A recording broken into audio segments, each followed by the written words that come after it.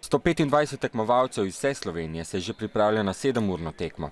Badmintonski igralci morajo dobro raztegniti ramena, zapestje, noge, gležnje, v bistvu te stegenske mišice.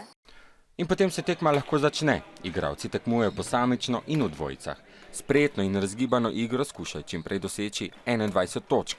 Za spopad pernatih žogic je treba imeti ogromno kondicije.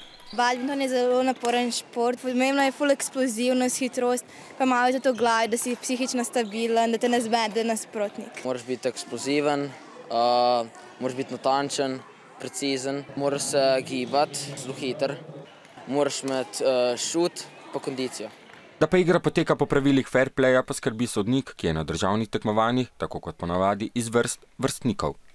Sem zelo stroga sodnica, ne popustim hitro, tako da me ne morejo podkupiti. Delo sodnika je definitivno odgovorno, ker sodnik odločuje, kako bo potekala igra, še posebej, če se gre za finale. Ker gre za finale, je treba neizogibna.